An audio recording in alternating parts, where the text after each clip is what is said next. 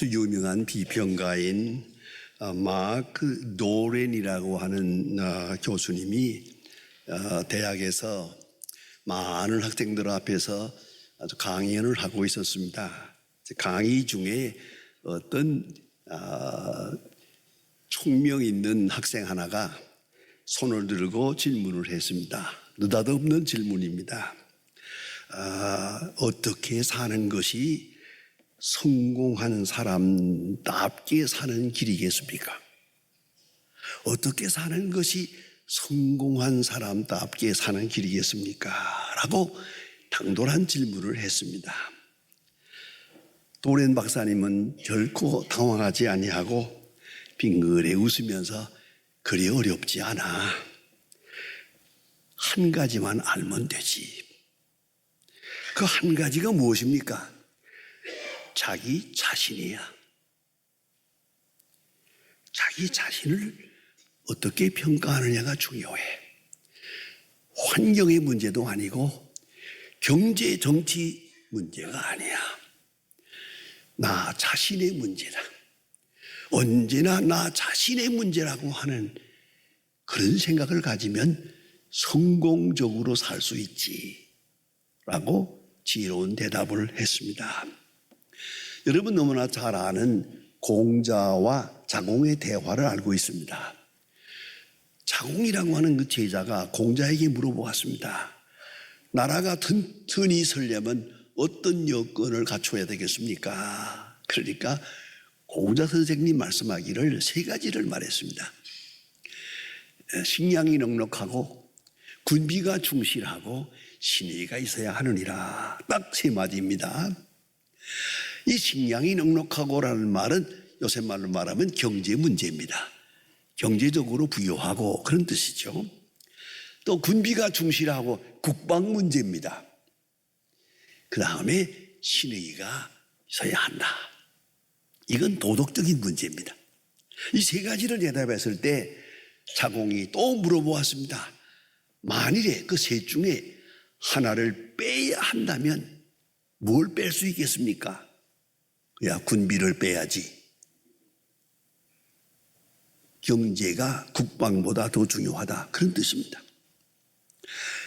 그 다음에 또 하나를 빼야 한다면 뭘 빼야 하겠습니까? 식량을 빼야지. 여러분, 이 한마디는 매우 중요한 교훈입니다. 국방 문제, 경제 문제보다 더 중요한 것은 신의의 문제요, 도덕적 문제란 말이에요. 눈에 보이진 않지만은 나라가 망할 때 경제 때문에 망한 나라도 없고 정치가 잘못돼서 망한 나라도 없습니다. 전부 그 안에서 죄 때문에 망하는 겁니다. 깊이 들어있는 내적인 죄악 때문에 어느 나라든 어느 사회든 어느 인격이든 망하는 것입니다. 그걸 잊지 말아야 합니다. 토마스 멜튼은 아주 그의 New Seed of Contemplation이라고 하는 근자에 나온 책에서 이런 말을 하고 있습니다. 사람에게 가장 중요한 것, 절망을 경험하게 되는 이유, 절망을 경험하게 되는 이유가 무엇일까? 하나는 자기 사랑에 치우치기 때문입니다. 자기 사랑에 극단적으로 빠져들기 때문입니다. 두 번째는 같은 얘기입니다. 자기 사랑에 빠져들다 보니까 주변 사람이 보이질 않아요. 도덕성도 보이지 않아요. 나라도 사회도 보이지 않아요. 나 하나만 생각하는. 이렇게 되면 망조가 드느니라. 그리고 어느 경우에 가서는 자신을 비워야 되는데 자신을 비우는 진실이 없기 때문이다. 내 자신을 스스로 알고 자기를 낮추고 자기를 비워야 될 시간이 오는데 그때 자기를 비우지 못하면 망조가 되느니라. 이렇게 교훈하고 있습니다. 여러분, 이걸 잊지 말아야 합니다. 나라든 개인이든 사회든 우리는 때로 이것을 경제, 정치, 문화, 군사 아니옵시다. 도덕적 문제입니다. 도덕적 문제의 근본은 양심의 문제입니다. 그리고 신앙의 문제입니다. 이걸 잊지 말아야 합니다. 그래서 성경은 말합니다. 의인은 나라를 영화롭게 하고 죄인은 나라를 망하게 하느니라. 언제든지 죄 때문에 망하는 거지 경제가 모자라서 망하는 게 아니란 말입니다. 국방이 잘못돼서 망하는 게 아니옵시다. 문제는 깊이 숨어있는 죄악 때문에 망하는 것입니다. 오늘 본문에 나타난 말씀은 너무나도 드라마틱하고 아주 소중한 그런 교훈입니다. 이스라엘 백성이 애굽에서 나와서 요단강을 건너서 여호수아의 인도함을 받아 가나안으로 들어갑니다. 여리고성을 점령합니다. 무혈전쟁입니다. 한번 싸워보지도 않고 여리고성이 무너집니다. 제가 여리고성을 가보았습니다. 그렇게 큰 성이 아니더만 한데 그 무너진 흔적이 그대로 있거든요. 이렇게 하나님의 은혜로 이스라엘 백성들이 여리고성을 빙빙 돌았는데 꽝 하고 무너져서 여리고성이 없대. 이거 손 하나 대지 않고 정복했습니다. 이 소문이 쫙 퍼지니까 가나안 칠족속이 벌벌 떠옵니다. 이제 우리는 망했다. 여호와 하나님이 함께 하시는 저 여호수아가 인도하는 군대가 이 땅에 쳐들어와서 우리를 점령하게 되니까 이제는 우리는 다 죽었다라고 벌벌 떨고 있는 바로 그때입니다. 이스라엘 백성은 지금 승리에 도취되고 영광의 지금 환희 속에 있는 바로 그 순간, 바로 그 옆에 있는 아이성이라고 하는 작은 성이 있어요. 그걸 또 점령하러 가야 하는데 성경에 분명히 여호수아 7장 3절에서 말합니다. 그 성은 작은 성입니다. 조그마한 성 몇 사람 되지도 않는 거니까 너무 많은 군사를 보내지 마시고 그래서 2-3천 명만 보내시지요. 그래도 넉넉히 가서 점령하고 올 겁니다 하고 보냈어요. 웬걸이요? 완전히 패전을 했습니다. 다 도망을 해왔고요. 36명이 죽었습니다. 이런 일을 당할 때 여호수아는 큰일이 났습니다. 여러분, 36명이 죽었다는 이것 때문에가 아닙니다. 이건 거룩한 전쟁입니다. 성전입니다. 하나님의 명령을 받들어서 하나님의 약속의 땅을 쳐들어가는데 여기에 패전이란 있을 수 없습니다. 하나님이 함께 하시는데 하나님의 영광과 능력이 함께하는 전쟁에 단 한순간도 패전이란 있어서는 안 됩니다. 있을 수 없습니다. 여기 패전을 하고 이렇게 될 때 여호수아는 기가 막혔습니다. 그래서 7장 7절에 보면 그가 하나님 앞에서 통곡을 합니다. 어찌하여 이런 일이 있습니까? 하나님, 우리 하나님만 믿고 왔는데 어찌하여 이런 일이 있습니까? 하고 하나님 앞에 엎드렸다는 말입니다. 약속된 승리 앞에 왜 이렇게 하찮은 패전이 있은 것입니까? 라고 여호와 앞에 물었습니다. 이것은 정세의 문제도 아니고 전율의 전략의 문제도 아니고 경제 정치의 문제가 아니었습니다. 왜 패했느냐고요? 10절로 11절에 주님께서 대답해 주시는 말씀을 한번 들어보시면 기가 막힌 일이 있습니다.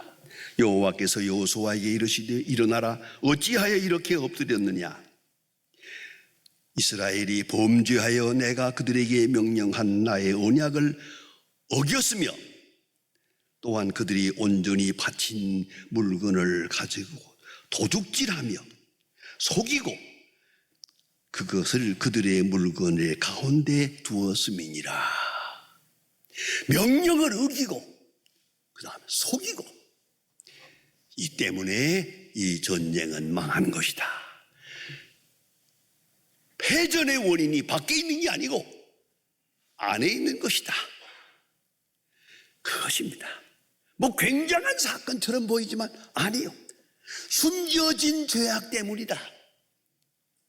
이렇게 하나님께서 심판하십니다. 패전의 원인은 외적인 것이 아니고 내적인 것이다. 그런 거로 성경은 다시 말합니다. 13절에서 말합니다. 스스로 성결케 하고 내일을 기다리라. 해결의 길은 전략을 갖는 데 있는 게 아니고 문제는 스스로 성결케 하고 하나님 앞에 스스로 성결케 하고 내일을 기다리라. 이렇게 하나님은 말씀하십니다. 여기에서 숨겨진 악이 무엇입니까? 아간이라는 사람이 여리고성 전쟁에 들어갈 때 거기서 실수를 합니다. 전부 진멸을 하고 그 모든 것을 탐내지 말라고 했는데 아간이라는 한 사람이 군사로 여리고성에 쳐들어가면서 여기서 탐심을 가졌습니다. 전쟁하는 사람이 탐심이 있으면 안 되죠. 거룩한 역사를 이루는 사람의 마음속에 탐심이 있어서는 안 됩니다. 성경은 아주 드라마틱하게 말합니다. 외투 한 벌과 은 200세겔과 금덩어리 50세겔을 보고 그랬습니다. 보고 탐내어. 본다는 게 문제입니다. 보고 탐내어. 여러분, 이걸 보는 순간 아무것도 보이지 않아. 보고 탐내거든. 아주 재미있는 얘기가 있습니다. 중국 사람들에게. 옛날에 뭐 시장이라는 것이 이 마당에다 이렇게 쭉 버려놓고 물건을 팔지 않습니까? 그런데 어떤 사람이 거기서 앉아가지고 비녀, 이 은으로 만든 비녀를 이렇게 쭉 놓고 파는데 어떤 사람이 앉아서 거기서 그걸 물건을 살라고 이렇게 보는데 그 많은 사람들이 지켜보는데 글쎄 그걸 하나 가지고 도망을 가는 거예요. 그래가 따라가서 붙들었죠. 이놈아, 많은 사람들이 보는 데서 그걸 어떻게 가지고 가면 그게 되겠냐 그러니까 대답이 뭔지 아십니까? 내가 그 비녀를 보는 동안 아무것도 보이지 않았거든요. 그거 하나만 보는 동안 주변에 누가 있는지 누가 보는지 전혀 생각이 없더라 이 말이에요. 아간이 이 전쟁통에 전쟁하면서 여기서 외투를 보고 그 은을 보고 금을 보는 순간 번쩍하는 순간에 그만 정신이 백가닥해서요. 아무것도 보이는 게 없어요. 말씀도 들리지 않아요. 욕심의 눈이 어두워서 아무것도 생각나는 거죠. 그저 저것만 가지면 되겠다. 저것만 내 것을 만들면 되겠다. 이렇게 해서 거룩한 성전을 노략질하는 전쟁으로 의미를 바꾸어 놓는 것입니다. 이거 하나님의 앞에 크게 도전하는 것입니다. 뿐만 아니라 이 사람의 마음속에 이기심이 있었어요. 자기만 생각한 거예요. 자기와 자기 자신만 생각한 거예요. 오늘 성경의 마지막에서 보죠. 자기와 그 가족들 몽땅 돌로 쳐 죽입니다. 그런 형벌을 받습니다. 왜? 아간이 자기만 생각했고 자기 가족만 생각했으니까 하나님이 그것을 심판하시는 거예요. 이기적인 일로 자식을 생각했다. 그 자식이 잘 될 것 같습니까? 불의한 일로 재산을 모은다. 그 재산이 무상할 것 같습니까? 그 권력이 서 있을 것 같습니까? 하나님께서 심판하십니다. 이기심, 전혀 이스라엘을 생각지 못했습니다. 하나님이 우리와 함께 하시는 역사, 출애굽의 역사, 오늘의 이 여리고성을 무너뜨린 역사, 하나님의 역사 뿐만 아니라 하나님의 백성, 그의 문제를 전혀 생각지 못하고 에고센트릭, 자기중심적으로 자기 욕심, 자기 가족만 생각하고 이와 같은 죄를 지었더라는 겁니다. 그 다음에 하나 더 드라마틱한 게 있습니다. 숨겼다는 겁니다. 이것을 가져다가 자기 집에 숨기고 땅속에다가 묻어두고 조용히 숨겼어요. 그 말은 사람에게 안 보인다는 것이죠. 다른 사람이 못 본다는 거예요. 다른 사람은 못 보죠. 내가 보고 있잖아요. 그러나 하나님이 보고 있잖아요. 하나님이 보신다는 깜빡 잊었어요. 하나님이 아시고 하나님이 관찰하시고 하나님 심판하십니다. 숨겼다. 여러분, 숨겨질 수 있습니까? 그러지 말아야 합니다. 많은 세월을 살아가면서 보지 않았습니까? 숨겨지는 일 없어요. 그래서 다 드러납니다. 골방에서 말한 거 지붕에서 소리 지릅니다. 다 드러납니다. 요새 컴퓨터하면 뭐 컴퓨터니 뭐니 해서 이렇게 하면 추적하면 다 나타나요. 그 몇 년 전에 한 일까지 다 드러나니까 야, 그 참 컴퓨터 무섭다. 무서워할 거 없어요. 죄 안 지면 되는 거지. 뭘 무서워요? 무섭기는 우리 하나님의 심판대 앞에 설 사람들인데 그까지 세상에서 뭐 컴퓨터니 컴퓨터 할아버지면 어때요? 다 알아보라고. 다 드러내고 사면 돼. 그게 바로 진실한 거예요. 남이 뭐라고 하든 말든 다 노출된 가운데 숨겨서는 안 됩니다. 숨기는 거. 여러분, 신학적으로 말씀드립니다. 하나님은 숨겨진 악을 향하여 화살을 쏩니다. 이걸 잊지 말아야 합니다. 그 악이 시원치 않은 것 같아도 숨겨질 때 하나님은 참지 않습니다. 화살을 쏘아서 그걸 그냥 클로즈 없이 해서 만방에 드러내게 만듭니다. 그게 하나님의 취미예요. 그런 줄 아세요? 절대 숨기는 거 하나님 허락지 않아요. 예, 어떤 모양이든 숨기는 거 용납지 않아요. 그걸 잊지 말아야 합니다. 숨겨가지고 문제가 해결이 되겠습니까? 그건 안 됩니다. 하나님은 숨겨진 일에 대하여 기어이 화살을 쏘고 폭로하고, 하나님은 절대로 만홀히 여김을 받지 않습니다. 하나님을 없이 여기면 안 됩니다. 다 드러납니다. 이거 알아야 합니다. 역사가 찰스 베아드의 이론 가운데는 하나님은 세상에 전쟁을 허락하신다. 전쟁은 뼈 아픈 거지만은 전쟁을 통해서 하나님은 당신의 공의를 나타내고 있다. 하나님은 심판하신다. 하나님은 악을 심판하신다. 전쟁을 통해서 숨겨진 악을 심판하신다. 동시에 하나님은 전쟁을 통해서 당신의 백성을 구원하신다. 하나님은 전쟁을 통하여 당신만이 아는 위대한 하나님의 역사를 창조해 가고 계시는 것이다. 이렇게 갈파하고 있습니다. 여러분, 나라도 개인도 정치도 다시 한번 생각해 보세요. 멸망으로 치닫는 그 이유가 어디 있습니까? 그것은 탐심 때문이요, 욕심 때문이요, 이기심 때문이요, 거짓 때문이요. 그래서 유명한 안창호 선생님의 유명한 말이 있습니다. 꿈에라도 거짓말을 하지 마라. 꿈이라도 거짓말을 했거든 회개하라.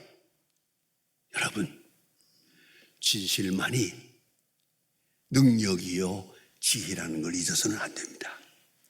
그리고 탐심에 사로잡혀서는 안 됩니다. 욕심에 사로잡히고 이기심에 사로잡히면 전후좌우 보이는 게 없어요. 미래도 안 보이고 나라도 생각지 못하고 망조가 드는 거죠. 뿐만 아니라 숨겨진 악.